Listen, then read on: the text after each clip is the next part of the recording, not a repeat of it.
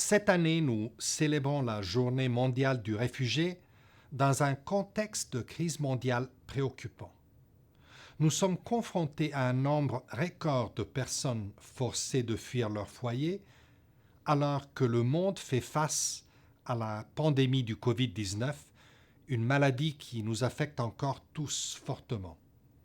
La crise sanitaire a pris d'autres dimensions et beaucoup parmi les plus vulnérables, dont les réfugiés et les déplacés, font face à une pandémie de pauvreté. Cependant, au cours de cette période compliquée, nous avons également observé des relations qui vont au-delà des frontières. Des personnes ordinaires se sont engagées à aider. La communauté d'accueil, en particulier dans les pays les plus pauvres, où vivent près de 90% des réfugiés dans le monde, ont continué de faire preuve d'une remarquable hospitalité. Les réfugiés eux-mêmes contribuent aussi de façon significative, bien qu'ils vivent souvent dans des conditions de vulnérabilité extrême. Par exemple, ils se portent volontaires pour travailler en première ligne dans les services de santé en Colombie ou au Royaume-Uni, en fabriquant du savon et en le distribuant au Liban et au Niger, en cousant des masques en Iran ou en aidant à construire des centres d'isolement au Bangladesh. Partout dans le monde, ils donnent de leur temps pour venir en aide aux personnes démunies au sein de leur communauté d'accueil.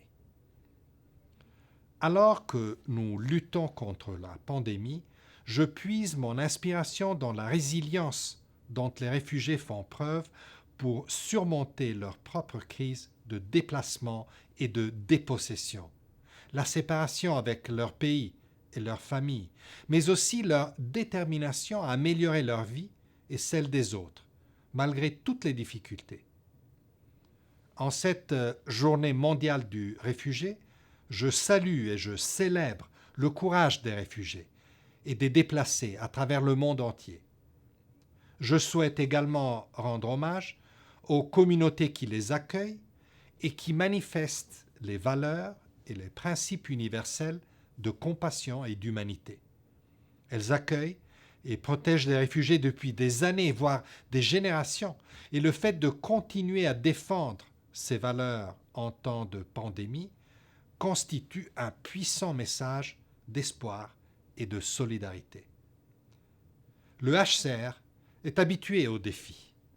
Depuis plus que 70 ans, nous sommes présents en première ligne lors d'innombrables situations d'urgence. Pourtant, cette pandémie mondiale est d'une ampleur totalement inédite.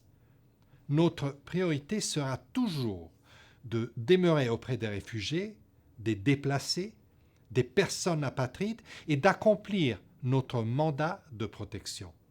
Mais nous ne pouvons pas le faire seuls. Il a été crucial de mobiliser de l'aide et du soutien pour prévenir et lutter contre la pandémie au cours de ces derniers mois. Nous avons vu comment les pays et les communautés à travers le monde entier ont inclus les réfugiés dans leurs propres régimes nationaux de santé. Il est désormais tout aussi important de garantir l'inclusion des réfugiés et des déplacés également dans les aspects socio-économiques de la réponse à la pandémie. Le Pacte mondial sur les réfugiés a créé des bases solides pour cette réponse. Cela a déjà été démontré en pratique par les donateurs bilatéraux, les institutions financières internationales et le secteur privé, qui ont tous répondu à cette crise en allouant des niveaux d'aide sans précédent pour les réfugiés. Un tel soutien doit se poursuivre et s'intensifier afin que les pays d'accueil aient les ressources nécessaires pour inclure les réfugiés et les déplacés et veiller à ce que les disparités économiques et sociales ne conduisent pas à des divisions au sein des communautés et entre elles. Il faut également investir davantage dans les pays d'origine pour faire en sorte que le retour des réfugiés reste une option viable.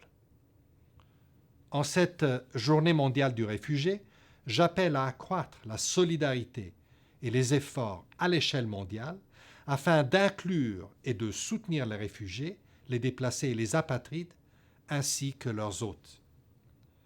Qui que vous soyez, d'où que vous veniez, chacun de nous peut agir.